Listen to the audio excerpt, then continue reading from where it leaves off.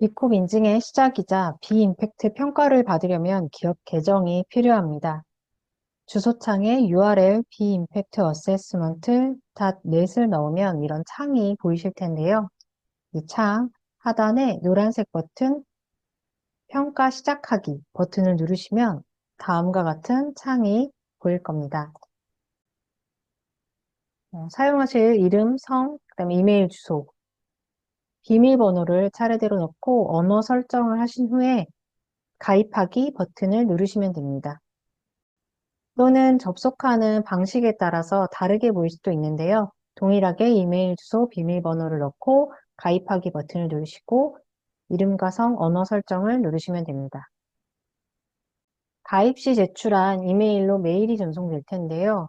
메일을 열어보시면 이메일 주소 확인하기 버튼을 누르시면 비임팩트 계정이 생성이 되게 됩니다. 이메일 주소를 확인한 후에는 이렇게 두 가지 선택지가 주어질 텐데요.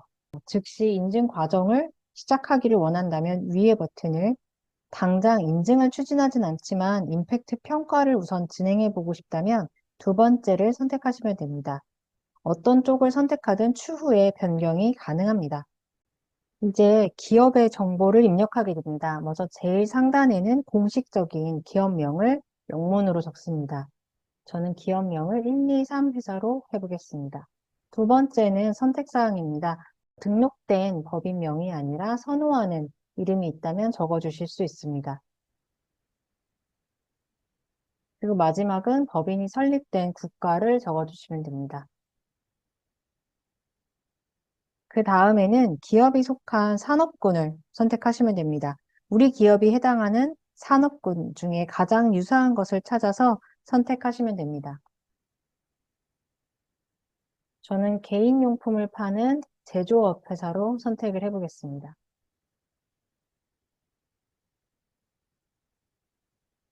그 다음에는 가입자의 정보를 입력합니다. 가입자가 어떤 부서에 속했는지, 어떤 역할을 하고 있는지 두 가지를 선택해 주시면 됩니다. 저는 경영 운영팀의 담당으로 선택을 해보겠습니다. 그렇게 되면 이제 계정은 생성이 됩니다. 계정은 생성되었지만 추가적인 기업의 정보가 필요한데요. 먼저 매출액을 적게 됩니다. 매출액은 최근 12개월 동안의 가장 최근 회계연도 마감일을 적어주시면 됩니다. 주로 한국 기업들은 12월 31일 날 회계 마감을 하시지요. 저는 2024년 12월 31일로 등록을 해보겠습니다. 그리고 두 번째로 매출액을 적기 전에 화폐 단위를 적도록 하겠습니다. 한국의 코리아 원으로 적겠습니다. 그리고 기업의 매출액은 저는 10억을 적어보도록 하겠습니다. 두 번째는 기업의 규모에 대한 정보입니다. 임직원 숫자라고 할 수 있겠는데요. 먼저 임직원 숫자를 보고하는 기준일을 적게 됩니다. 저는 5월 1일로 적도록 하겠습니다. 다음 임직원 수를 적게 되는데요. 임직원 숫자에는 인턴을 제외하고 기업의 소유권 10% 이상을 가지고 있는 직원은 제외합니다. 그리고 포함해야 할 직원은 급여 대장에 속해 있는 모든 직원을 모두 적어줍니다. 우리 기업에는 속하지 않지만 외부 파견 업체를 통해서 고용된 우리 기업의 일을 하는 직원도 함께 숫자를 적어줍니다. 정규직인지 비정규직인지는 관계없이 풀타임 근무를 하는 사람인지 파트타임 근무자인지를 구별해서 적어줍니다. 저는 15명의 풀타임과 파트타임 10명으로 적어보도록 하겠습니다. 그 다음으로는 독립된 계약자, 다시 말하면 프리랜서라고 할 수 있겠습니다. 프리랜서를 고용하는 경우에는 프리랜서에 대한 정보를 적어줍니다. 프리랜서는 6개월 이상, 주 35시간 이상 우리 기업을 근무한 사람, 그리고 파트타임으로 주 35시간 미만, 그리고 6개월 이하 근무한 사람을 구별해서 적어줍니다. 저는 각각 2명으로 적어보겠습니다. 다음에는 단기간 근로자의 숫자를 적어줍니다. 단기간 근로자는 2개월에서 5개월 사이에 근로한 직원을 적어주면 됩니다. 저는 각각 또 2명으로 적어보겠습니다. 그 다음에는 시장에 대한 정보입니다. 시장이라고 하는 것은 우리 기업의 임직원 수 중에 가장 많은 임직원이 근무하는 지역을 적어주시면 됩니다. 저는 한국을 찾아서 적어보도록 하겠습니다. 그 다음에는 산업에 대한 정보입니다. 우리 기업이 어떤 산업군에 속해 있는지에 대한 정보인데요.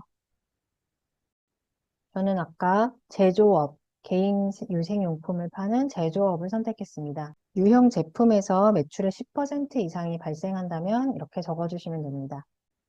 고객에게 판매되기 전에 제품에 대한 소유권이 기업에 있었다면 그렇다라고 답변을 해주시면 됩니다. 그리고 기업이 운영하고 있는 시설, 공장이라든지 시설에서 10% 이상 매출이 발생하고 있는 제품이 만들어지고 있다면 역시 예스로 답변을 합니다. 그 다음에는 땅을 기반으로 한 농작물을 통해서 제품이 생산되고 있다면 그렇다라고 하시면 됩니다. 여기에는 수경재배, 버섯, 그리고 동물 사육은 포함되지 않습니다. 아니라고 적어주겠습니다.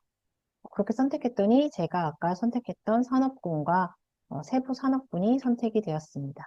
그리고 나면 비임팩트 어세스먼트를 시작하게 됩니다. 서비스 기업의 경우에는 먼저 유형 제품에서 매출이 발생하는 것이 아니기 때문에 아니다 라고 답변해 주시고 사업장 이외에 유형 장소가 필요하다면 그렇다라고 답변해 주시면 됩니다. 이 경우에는 레스토랑이라든지 호텔이 속할 수 있겠습니다. 저는 아니라고 적어주겠습니다.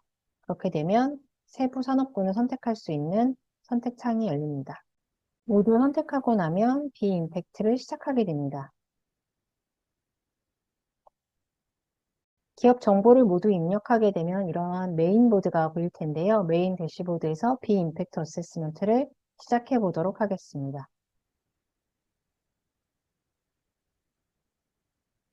들어가시면 가장 상단에 아까 우리가 입력했던 기업 정보에 따라서 기업이 속한 시장, 그다음에 규모, 산업군이 적혀져 있습니다.